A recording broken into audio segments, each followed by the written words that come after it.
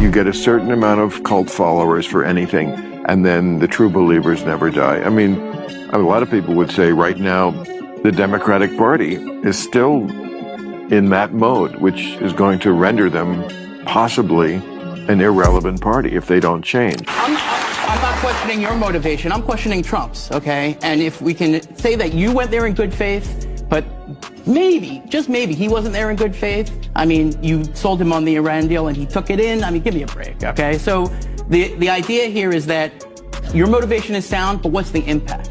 And I think a lot of people out there, fans of yours, people who love you, people who are fans of you, like me, I've been fans of you. You don't have to patronize me, dude. Okay. I don't know you. I never met you. I'm just saying that this comes from not a place everybody of has to love. like it. All I'm That's saying what we said. There are people who didn't want it to happen at all. You sound like one of them. It's No, okay. no. But did you hear what I... Josh, you get close to them and then it starts to take over. Yeah, guess what, America? Guess what, America? We're all part of the same hypocrisy. All right. Including Steve, including myself. We're all. Keep me out of it. Yeah. Too late. Yeah. It's Too late. Yeah. You're in it. You're in it. Bill Maher just dropped a bombshell on the woke crowd, and he didn't hold back. He released the entire segment on his own channel, and as expected, the outrage from woke Democrats has been loud and furious. But if you look closer, there's something even bigger happening here. Maher is clearly making a serious shift to the right. On his latest show, he didn't just debate. He dismantled one of his woke Democrat guests, Josh Rogin, and said the one thing the left has been desperately trying to avoid for years. Trust me, this is one you'll want to watch from start to finish. I just wanted to report exactly what I saw. I did it to the best of my abilities. Counterpoint? Honest as I can be. Yes. Counterpoint? Yeah. You know, Bill, I think you're right in saying that people have made too much of this, okay? It's not the Ulta Summit. You're not Churchill. Kid Rock is not Stalin. Trump sure shit isn't FDR, okay? So, yes, I believe too much has been made about this, but I think you've fallen into the trap. I think I represent 99% of the internet when I say this, is that you've played the game of proximity is principle. And what people are worried about is not your motivation. We believe you. We love you, Bill. Everybody loves Bill, right? So I'm not questioning your motivation. I'm questioning Trump's, okay? And if we can say that you went there in good faith, but maybe, just maybe, he wasn't there in good faith. I mean, you sold him on the Iran deal and he took it in. I mean, give me a break, okay? So the idea here is that your motivation is sound, but what's the impact?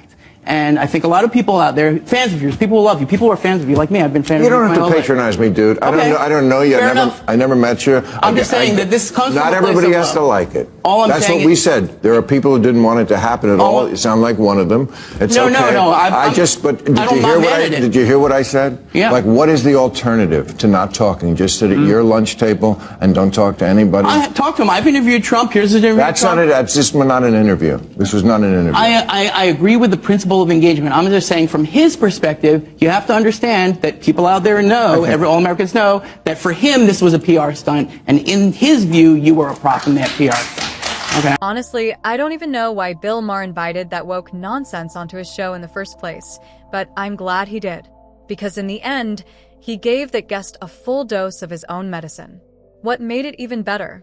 Bill knew it was coming. He called it out before it even happened. He said the wokies wouldn't like a single word of what he was about to say, and right on cue, they proved him right. Instead of listening, they ignored the truth and went straight back to pushing their biased agenda. Now, let's talk about what's really going on here. Maher is tapping into something that's shifting the entire conversation. Take his stance on taxes.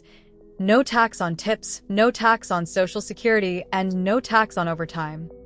That's not a talking point from the DNC. That's a direct appeal to the working and middle class, and it's gaining traction. Meanwhile, the Democrats? They're fumbling. Remember, they had full control back in 2021. First 100 days. They had the chance to hit the billionaires with taxes, and it didn't even make it out of committee. That tells you everything you need to know. Then you've got this guy, Josh Rogin. I don't know where they found him, but he's the exact reason Democrats are bleeding male voters.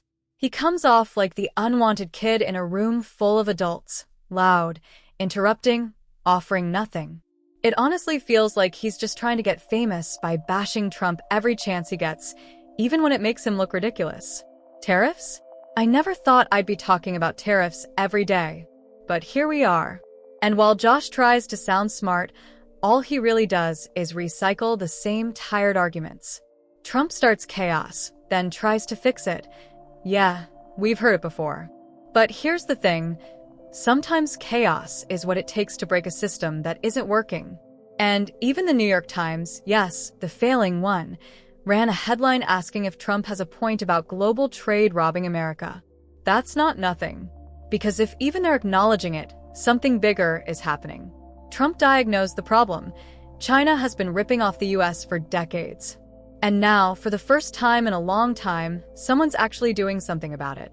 Whether you like the strategy or not, the shift is real. And people are starting to notice. So, yeah, Maher's segment wasn't just entertainment. It was a signal. And if you weren't paying attention, you might have missed it. If I had to describe this guy in one word, it would be arrogant. Actually, scratch that. Arrogant, and deeply unlikable. He might be the most out-of-touch guest Bill Maher has ever had on his show. And for anyone outside the US watching this circus unfold, it probably looks like these people care more about destroying Trump's reputation than actually helping the country.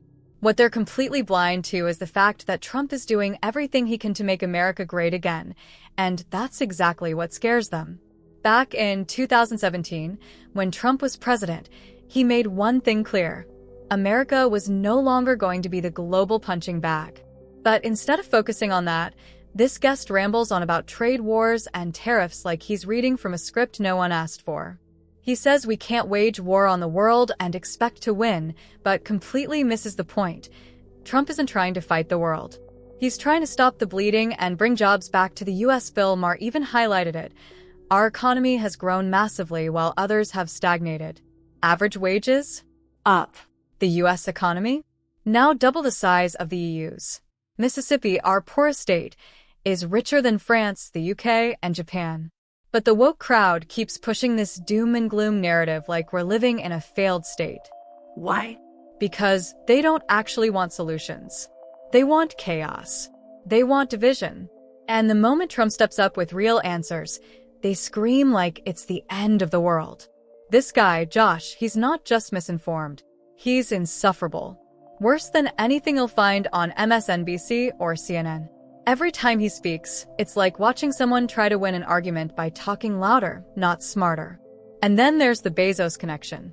Jeff Bezos, owner of the Washington Post, has had dinner with Trump, praised him, pledged to his inauguration, and is funding a documentary on Melania. And yet, when asked about it, Josh suddenly becomes clueless. I don't know what my boss is doing. That's above my pay grade. Convenient.